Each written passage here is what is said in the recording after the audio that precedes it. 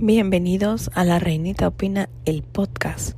En este podcast analizaremos en especial a la familia real británica, pero también a otro tipo de monarquías y todo aquello que está relacionado con la realeza.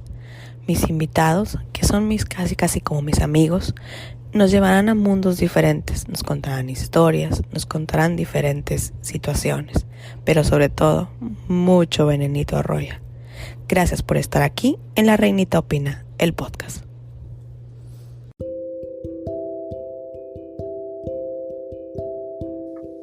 Hola a todos, bienvenidas a un capítulo más de La Reinita Opina, el podcast. Muchísimas gracias por estar conmigo una semana más. Y como hemos tenido en esta nueva temporada, pues hemos conocido nuevas monarquías, historia que no conocíamos acerca que rodea monarquías de países que ya no están. Y hoy vamos a hablar de una de ellas. Pero para eso me acompaña el querido Nico de Mundo Monárquico. Nico, buenos días, ¿cómo estás? Hola, Reinita, buenos días, ¿cómo estás? Bien, que este capítulo se ha resistido. Sí, no se quiere dejar grabar. No se quiere dejar, pero lo vamos a lograr hoy. Lo vamos a poder. Muchísimas gracias, Nico, por tu paciencia y tu apoyo con este capítulo. Del que vamos a hablar es del primer imperio mexicano, especialmente la figura de Agustín de Iturbide, esta figura bastante emblemática ahora para mí, que lo he conocido, y algo guardada por la historia mexicana. Pero antes de empezar, quiero preguntarte, como le pregunto a todos mis invitados, ¿de dónde nace tu gusto por la monarquía? ¿De dónde nace Mundo Monárquico? Bueno, pues mi gusto de la monarquía viene desde hace unos años atrás, desde la universidad, básicamente. Siempre me interesó la historia, la geopolítica, la diplomacia. Y sí había escuchado algunas cosas de la realeza, pero no fue hasta el 2013 más o menos, cuando empecé como a hacerme una idea propia, descubrí que la monarquía es algo más que va más allá de los chismes, digamos, y empecé a verlo como una forma de gobierno que me sorprendió, por ejemplo, saber que es la que tiene mejores índices de desarrollo humano o de PIB en los diferentes países que lo son. Y eso fue lo que más me empezó a llamar la atención. Y bueno, Mundo Monárquico nació el 1 de enero de este año, llevo apenas unos meses, y sí tenía la idea desde hace mucho de crearme un Instagram, algún lugar para hablar, ¿no? Sobre la realeza, porque pues anteriormente no tenía la cuenta, publicaba cosas en mis redes sociales personales y iba a a la gente la que tenía que aguantarme con mis publicaciones. Creo que todos nuestros amigos tuvieron que aguantar bastante antes de que hiciéramos nuestras cuentas. Sí, sí, exactamente. Muy bien. Bueno, Nico, vamos a concentrarnos en el primer imperio mexicano. Para quien no los conoce, para quien no es mexicano, no lo sabe, este mes de septiembre es el mes patrio en México, que así le llamamos. Y nos vamos a concentrar en esta figura especial que es Agustín de Iturbide. ¿Quién era Agustín de Iturbide, para quien no lo conoce? Sí, bueno, Agustín Iturbide fue un militar novohispano, fue el primer emperador de México, fue el que creó la bandera nacional, fue el padre de la patria y fue el fundador de la dinastía de Iturbide. Y es una figura bastante importante y crucial en todo lo que es la independencia de México. ¿Qué has dicho? Estamos hablando según yo también lo leí, estamos hablando de una persona criolla, así se llamaban a las personas que son una combinación entre españoles y los que estábamos aquí. Se pudiera decir que una persona, pues no era pobre. No quiero usar la palabra privilegiado, pero pues obviamente su cuestión económica no era como la de otras figuras o eso nos han hecho creer en otras figuras. Entonces, estamos hablando también que era un militar, vamos a llegar a esto. Él logra una carrera militar. ¿Qué nos puedes hablar de su carrera militar? Bueno, pues, uniéndolo un poco a lo que acabas de decir, sí, él tiene una carrera militar muy exitosa. Bueno, su padre, de hecho, don José de Iturbide, era un militar también, por lo que de ahí viene como ese gusto, digámosle. Él se integra al servicio militar en el año 1800, empieza siendo un alférez del regimiento provincial él continúa su carrera militar. En 1808 llega incluso a simpatizar con un movimiento golpista. Y en octubre de 1810, durante la toma de Valladolid, actual Morelia en México, es cuando se niega a colaborar con el otro llamado padre de la patria, Miguel Hidalgo. Y bueno, así es como se va forjando su carrera militar, justo en una época en la que están todos estos movimientos independentistas. Que esa es otra cosa que me llama mucho la atención cuando investigué para este capítulo, para tenerlo aquí contigo, es que él alcanza rangos que comúnmente eran prohibidos para los criollos, que estaban exclusivamente reservados para españoles, pero era tan bueno que alcanza rangos militares, como te digo, que no estaban permitidos. Y una de las primeras cosas que hace es su batalla con Morelos. ¿Qué nos puedes decir eso? Porque Morelos es otro héroe de la patria, por así decirlo, pero cae ante Iturbide. Sí, exactamente. Iturbide alcanza, bueno, puestos que eran para los peninsulares, ¿no? Para los españoles peninsulares. Y justo yo digo que, vaya, le tocó una época en la que había mucha revuelta, en la que ser militar era de mucho trabajo, por así decirlo, como es la época de la independencia. Ya justamente llegando al tema de Morelos, su derrota se da en 1815, es Iturbide, el ejército y sus tropas de Iturbide quienes lo derrotan, se da en el contexto de la guerra de independencia. Y pues bueno, José María Morelos estuvo 5 años luchando, básicamente desde 1810 que empezó todo este movimiento con el cura Hidalgo. Y su derrota se da concretamente en Santa María, en la antigua provincia de Valladolid, que es, como lo decía, la actual Morelia. Que aquí vamos a empezar a la parte contradictoria de Iturbide.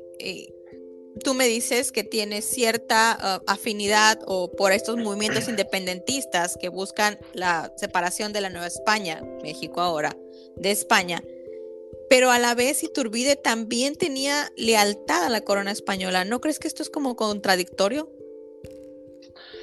Sí, exacto. Bueno, pues en un principio Iturbide sí era totalmente leal, digamos, a la corona española, pues era un militar realista, ¿no? Yo digo que para entender esto se debe ver bajo un contexto de la época. Primero, pues, se debe entender que él sale de una familia de padres españoles, sus padres eran venidos de la península, ingresa al servicio militar, obviamente del lado de Nueva España, ¿no? Y al mismo tiempo se vive un contexto internacional en España muy particular, porque justo por esa época es cuando las tropas napoleónicas invaden España, empieza una crisis constitucional. Dentro de España hay leales al rey legítimo Fernando VII y, perdón, hay también quienes son leales a su hermano menor Carlos María Isidro, esto porque Fernando VII no tenía hijos varones. También se debe entender la cosmovisión que se tenía, es decir, todos éramos España, ¿no? A diferencia de lo que sucedió con las colonias inglesas, francesas, que fueron más de explotación, que digamos se subyugó aún más a los nativos. En los virreinatos todos éramos considerados ciudadanos españoles de ambos hemisferios.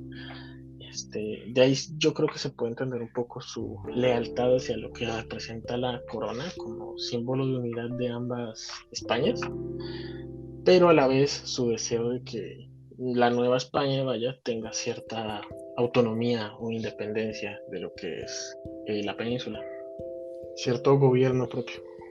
Ok, y llegamos al otro punto. Aquí llegamos al punto en el que se comienza como a hilar lo que es Iturbide y su relación con Miguel Hidalgo y Costilla. Para quien no lo saben, Miguel Hidalgo y Costilla es esta figura emblemática que conocemos en México como el padre de la patria. Es quien da inicio al movimiento independentista.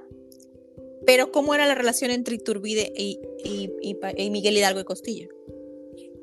Sí, bueno, primero resaltar que entre ambos personajes existía una diferencia de edad de 30 años.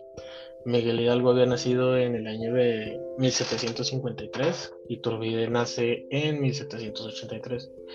Este, Hidalgo se puede ver como el iniciador, vaya, del movimiento independentista, y Iturbide el que lo consuma, el que le da la estocada final.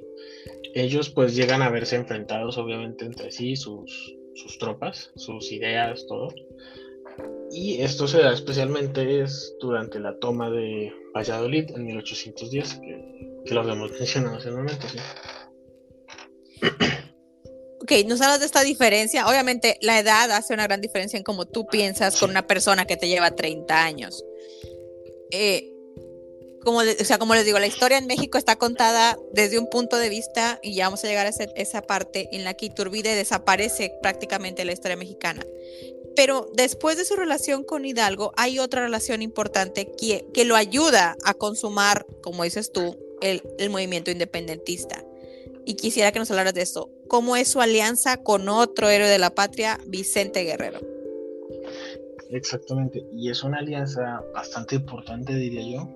Iturbide fue un gran diplomático que logra mediar entre diferentes ideas, entre diferentes corrientes que se tenían en México, hablando con sus líderes, y uno de estos exactamente es Vicente Guerrero.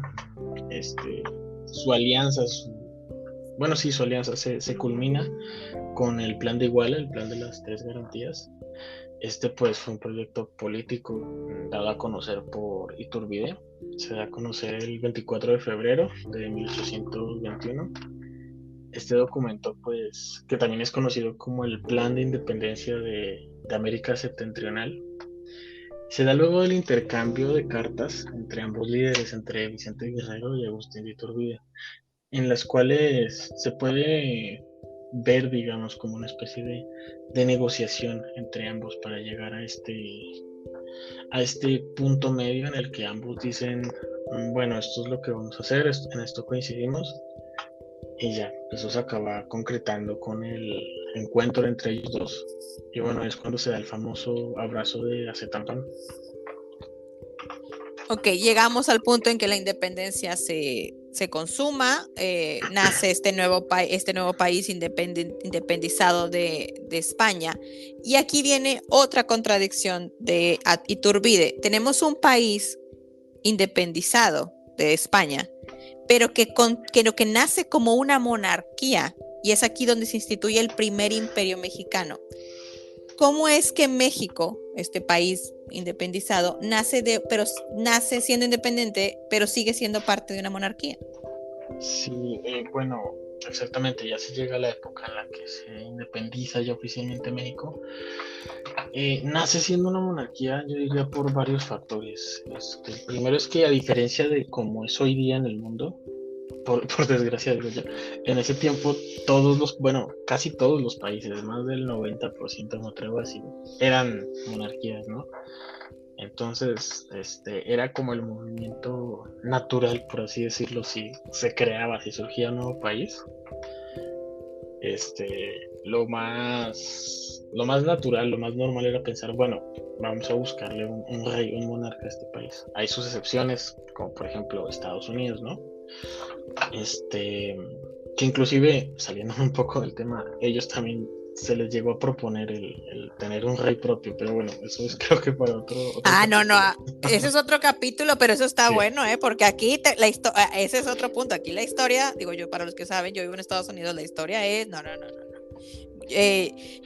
Jorge III el malo, sáquenlo, porque el padre de la patria, George Washington, nos salvó de esos malditos reyes que se llevaran el dinero.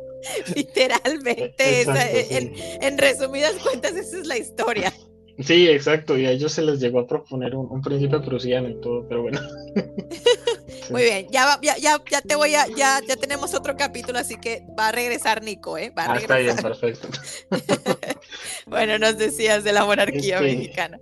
Sí, exactamente. Bueno, pues la diferencia, bueno, el por qué se da una monarquía en México empieza también con algo muy importante, y es la diferencia entre el Estado y el gobierno. En América tenemos, en todos los países de América tenemos un régimen presidencialista. Esto que implica que el Estado y el gobierno están, bueno, el jefe del Estado y el jefe del gobierno están encarnados en una misma persona, es decir, el presidente de la República. A diferencia de los sistemas parlamentarios donde el jefe del Estado es el monarca en la mayoría de veces y el jefe del gobierno es bien el primer ministro o el presidente de gobierno, como se le llama en España, por ejemplo. Teniendo esto en cuenta, pues es que en la época de los virreinatos, igual la figura del jefe de Estado obviamente era el rey de España y el gobierno le correspondía ya más a los virreyes, a las juntas locales, que era contra las que se luchaba. Se da mucho esto en varios países, varios virreinatos en ese entonces, Argentina, Perú, Colombia, Chile, México también, que los primeros gritos de independencia van con el lema de abajo el mal gobierno, viva Fernando VII, un poco para entender cómo esta separación entre gobierno y monarca Estado, ¿sí? Desde el principio se puede decir que existe cierta semilla monárquica en eso para continuar con ese sistema. Obviamente también hay excepciones, como lo mencioné ahorita, de Estados Unidos, de toda su revolución americana. Creo que otro ejemplo importante de cómo entender que es que México nace como una monarquía es que en Brasil sucede algo similar. Cuando se dan las guerras napoleónicas, la familia real portuguesa huye a Brasil. La corte llega en Río de Janeiro. Después de, bueno, un tiempo, se termina proclamando el Imperio de Brasil, casi que pacíficamente, precisamente porque ahí estaban los reyes y fue un movimiento como natural para ellos decir, bueno, nos independizamos, pero con un monarca, que era algo bastante común para la época. Muy bien. Aquí llegamos al punto. Lo independiza. Iturbide es quien es el verdadero padre de la patria, porque es quien realmente termina todo este movimiento independentista. Y tenemos su entrada triunfal a México. ¿Qué nos puedes platicar de esa entrada triunfal? Que incluso creo que hay ciertas pinturas acerca de eso.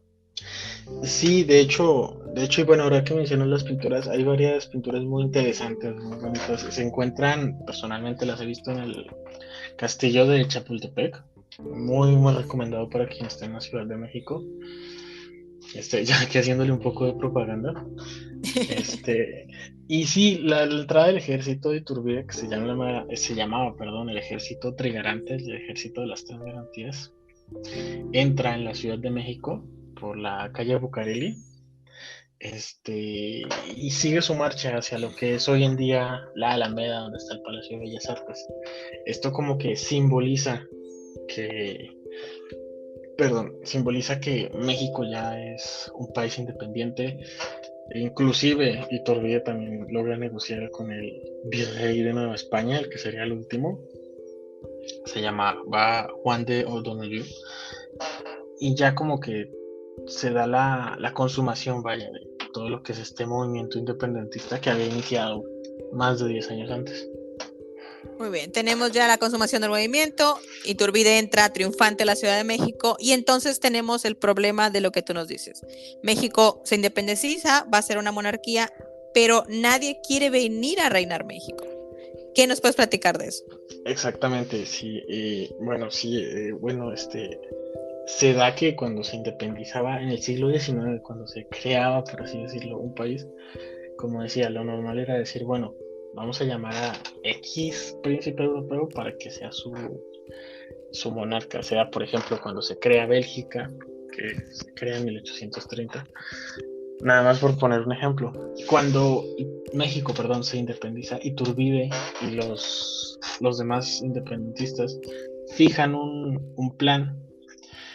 Era crear una regencia en lo que algún príncipe, especialmente español de la Casa de Borbón, acepta el trono. Se envía una carta al mismo rey Fernando VII para que él o uno de sus familiares, bueno, ciñera la corona de México. Mientras esto pasaba, perdón, en el Congreso mexicano recién formado, se forman tres bandos: los monárquicos, los borbonistas, que quieren que Fernando VII o alguno de sus hermanos sea el monarca, y también los republicanos. Cuando la respuesta española llega acá a México y se da a conocer que ni Fernando VII va a aceptar la corona porque no reconoce la independencia de México, ni tampoco ninguno de sus familiares, él pues como jefe de la Casa Real tiene la potestad de decir: ninguno de ustedes la va a aceptar, a sus familiares. Entonces, bueno, ni ninguno de sus hermanos, nadie. Se El bando monárquico en el Congreso empieza como a preferir, por así decirlo, que sea el mismo Iturbide, quien era el presidente de la regencia, quien llegue a coronarse emperador. Ya es en la noche del 18 de mayo de 1822 cuando un sargento del ejército llamado Pío marcha sobre... Bueno, marcha no, más bien es como una especie de manifestación, sí, con una gran multitud que recorre las calles de lo que es el centro de la Ciudad de México en dirección a donde vivía Iturbide, y ahí es cuando empiezan a gritar: viva el emperador Agustín I, viva Agustín Iturbide, viva el emperador de México. Fue por aclamación popular que Iturbide se llega al trono mexicano. Al día siguiente en el Congreso, pues Agustín de Iturbide le comunica al Congreso que va a acatar la decisión. Obviamente si el Congreso está de acuerdo, ¿no? El Congreso le da el visto bueno, vota porque pues él sea el emperador, y así es como terminan proclamándolo emperador. Y es un discurso muy diferente al que se enseña desde las escuelas, vaya, donde se dice que Iturbide se soñaba emperador, que tenía una enorme hambre de poder, y pues la verdad es que no era así. Simplemente las cosas se dieron, por así decirlo, para que él llegara al trono de México. Ok, llegamos a esa parte, llegamos a la parte de la coronación de Iturbide. Es coronado el 21 de julio de 1822. Exactamente. Él y su esposa son coronados emperadores. Y su esposa Ana María, perdóname. Y tenemos ya la instauración de este nuevo imperio. Iturbide tiene sus hijos, ¿verdad? Tiene hijos que obviamente deberán seguir su legado. ¿Cuánto dura el imperio? Bueno, el imperio mexicano como tal dura de 1821 a 1823, pero Agustín de Iturbide reina, bueno, Agustín I de México ya, reina apenas por 10 meses. Esto entre mayo de 1822 y marzo de 1823. Sí es de muy corta duración el imperio. Y bueno, como bien lo decías, su coronación se da el 21 de mayo de 1822 en la Catedral Metropolitana, que también recomiendo visitar en la Ciudad de México. Su esposa Ana María Huerta es coronada junto a él, y su hijo mayor, que es Agustín, bueno, era Agustín Jerónimo, es nombrado príncipe imperial, es decir, heredero.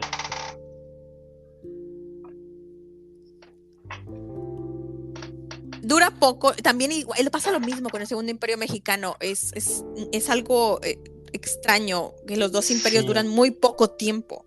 Muy efímeros. Sí, ok.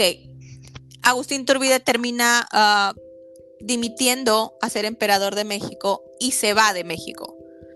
¿Por qué es tratado como traidor? ¿Por qué pasa de ser el héroe independentista a ser el villano de la historia de México?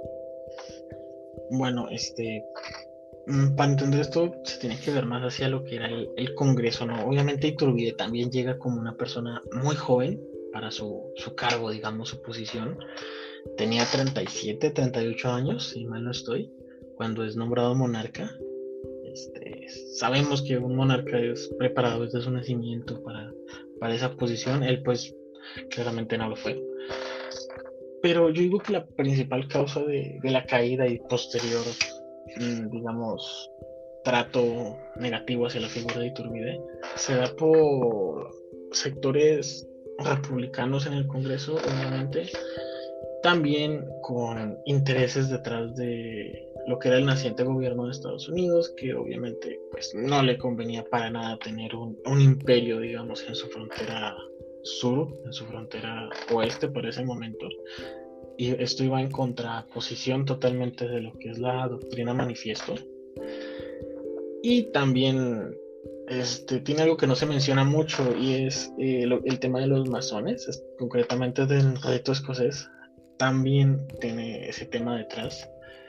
Entonces, todo eso como que se confabula y se forma la tormenta perfecta para que se empiece a dar una rebelión y Iturbide sea traicionado y tenga que abdicar. Algo que quiero resaltar bastante es que él tenía muchos partidarios, no solo dentro de México. Recordamos que el primer imperio mexicano iba por todo Centroamérica hasta que lo que hoy día es Costa Rica, incluso teniendo frontera con la entonces Gran Colombia.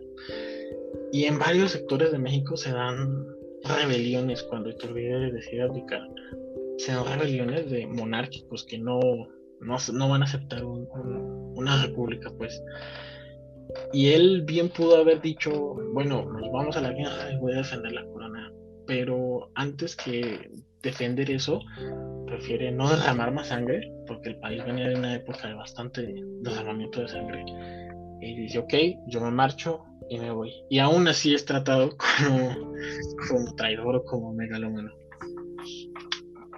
Se va y regresa. ¿Por qué? Esa parte me gustó mucho y quería que nos la contaran. ¿Qué hace en Europa que lo obliga a regresar a México? Bueno, Iturbide se va efectivamente en 1823, marcha al exilio, llega a Italia. Bueno, en ese momento Italia no existía como tal, pero a una de las ciudades-estado italianas. Y ahí escucha los planes españoles de reconquista de México. España seguía sin aceptar la independencia ni de México, perdón, ni de México ni de ningún otro país. Fernando VII seguía en el trono. Ahí es cuando Iturbide escucha estos planes y sin saber que el Congreso mexicano del otro lado del Atlántico lo había sentenciado a muerte si pisaba suelo mexicano, sin saber esto él vuelve a México para advertirles, ¿no? De, oigan, hay un plan español para reconquistar América, ¿no? Él vuelve, pisa suelo mexicano, y finalmente pues lo reconocen cerca de la población de Padilla, si no estoy mal, Zacatecas hoy día, espero no equivocarme, es capturado y fusilado sin un juicio. Esa costumbre de México de fusilar emperadores sin siquiera preguntarles. Sí. Es otra cosa que me sorprende, los paralelismos entre el imperio, obviamente los dos imperios duran poco y sus dos emperadores son fusilados. Es como si quisieras borrarlos, decir, no, México jamás tuvo una monarquía, México nunca tuvo emperadores, cuando realmente sí los tuvo. Exacto, es como si quisieran borrar eso de la historia, ese legado de la historia. Exactamente. Y otra cosa que me sorprendió mucho y lo platicábamos es que ahora que yo estoy investigando, hablando de borrar, hablando de que estas cosas no existen, hay una estrofa que yo no conocía que habla de Iturbide. ¿Qué nos puedes hablar de esa estrofa perdida del himno nacional? Sí, exactamente. Otra de para la muestra un botón decimos, otra de las maneras en las que Iturbide es borrado es precisamente con esa estrofa. Se suprime su estrofa del himno nacional. En esa estrofa se hace alegoría a que le dio la bandera a México. Dice de Iturbide la sacra bandera.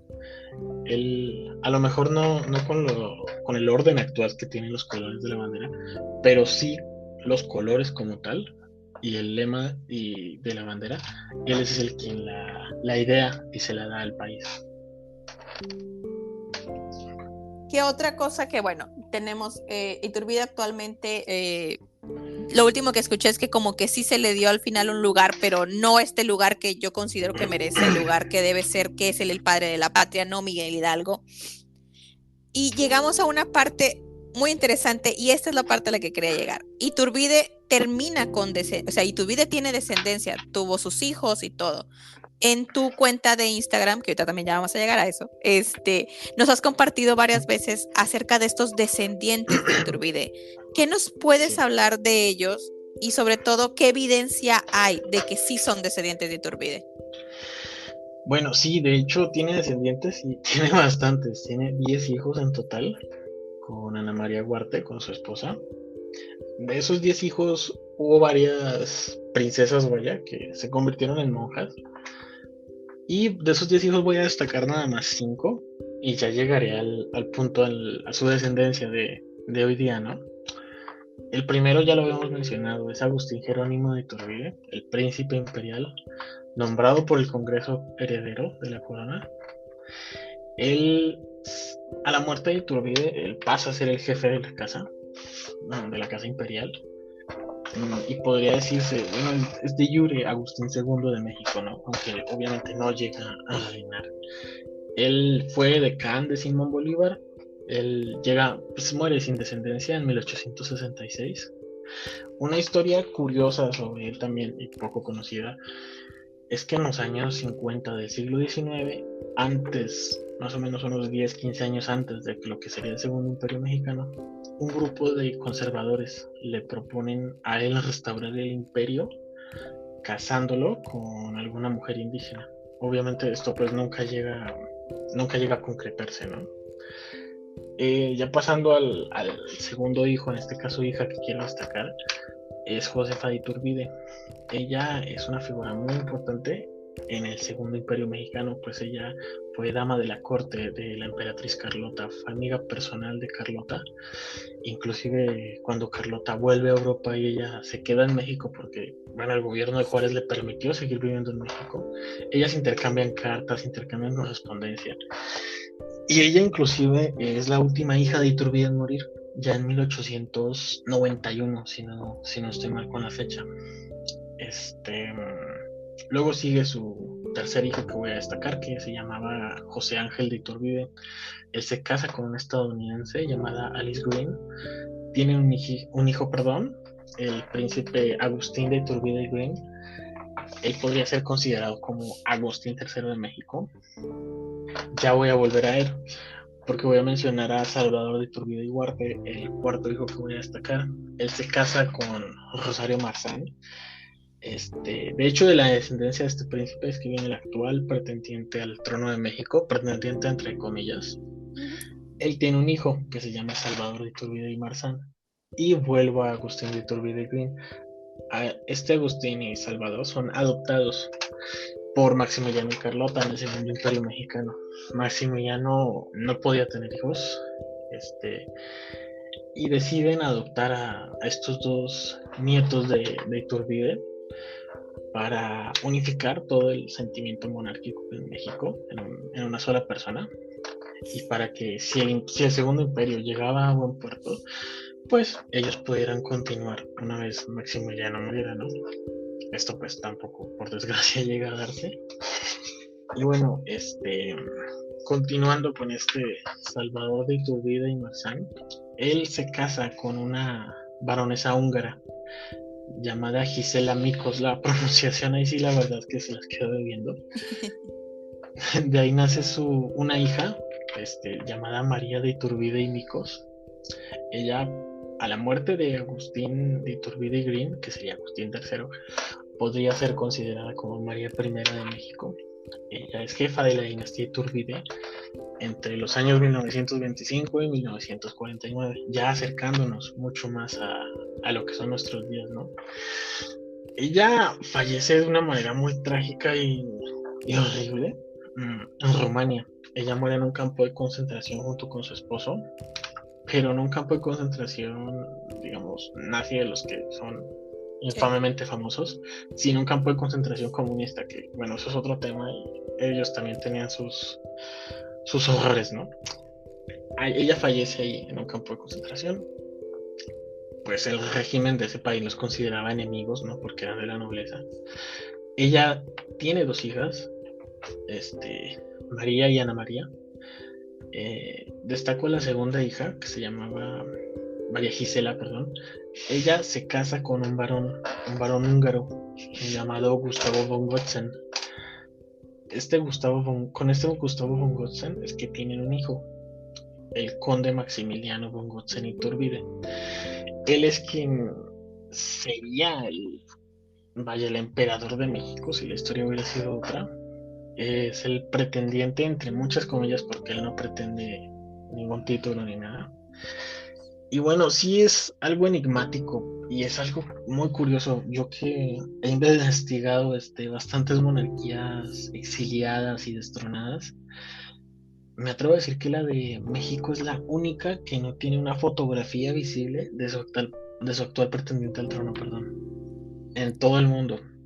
A lo mejor haya otras dos, pero la más grande que no tiene una fotografía y que no se sabe ni siquiera cómo luce es esta. De él no hay fotografías, en internet hace mucho un par de fotografías que se le adjudicaban a él. Ambas fueron desmentidas. Es una fotografía en la que está dándole la mano al Papa Benedicto XVI, que inclusive llegó a periódicos mexicanos. Pero ese hombre no, ese hombre es un hombre de la Soberana Orden de Malta, que no tiene nada que ver. Otra, es alguien que forma parte del gobierno ucraniano, que tampoco es Maximiliano. Entonces, sí, es bastante enigmático, pero ¿cómo es que sabemos que ellos sí existen, vaya? Bueno, pues hay dos cosas que le dan bastante peso. Una es que en Europa la nobleza, bueno, sí, la nobleza tiene una especie se llama almanaque Gotha, que lo recomiendo mucho buscar. Es una recopilación que tiene absolutamente todas las árboles genealógicos dinásticos de Europa, desde quién sabe hace cuántos años hasta nuestros días, y de ahí es que se puede ver estas ramas, ¿no? Y cómo se conectan. Y la segunda es que Maximiliano von Gotzen, que vive en Australia actualmente, está casado, tiene un hijo y una hija, su hijo, Fernando, él, de él sí conocemos su rostro, él es un empresario, ¿no? Tiene un canal de YouTube bastante inactivo, la verdad, pero ahí sí se puede dilucidar un poco, ¿no? Su nombre, perdón, su nombre completo, que es Ferdinand von Gotzen Iturbide. Y ahí es como se logra esta conexión. Ellos pues no tienen ninguna pretensión en el trono de México. He escuchado que el actual pretendiente Maximiliano tiene algunos negocios en algunos estados de México, pero nada más. Y por desgracia no son unas figuras muy relevantes, digamos, como lo es, por ejemplo, los príncipes brasileños que actualmente pretenden el trono. Eso es una gran diferencia, por ejemplo. Que de eso también hay que hacer podcast, está súper interesante. También, sí. Nico, quiero agradecerte muchísimo tu tiempo. Ha sido una plática increíble. Es una historia muy, muy interesante todo lo del primer imperio mexicano. Ya te comprometimos a regresar con estas otras dos historias, esta que no me Claro que sabía sí. yo, de un rey gringo y sorprendente y de lo que es y los príncipes de Brasil. Y antes de despedirnos, quiero que por favor nos digas dónde te podemos encontrar. Por favor, dinos de tus redes. Bueno, sí, mira, mi Instagram donde subo todas estas cosas se llama Mundo Monárquico, Mundo baja o sí, no sé cómo le digan, monárquico. Ahí estoy. Ahí me pueden encontrar, ahí subo efemérides históricas, subo noticias actuales de la realeza, bastantes cosillas que yo considero como interesantes. Me gusta enfocarme mucho en los destronados, en los que no tienen corona también.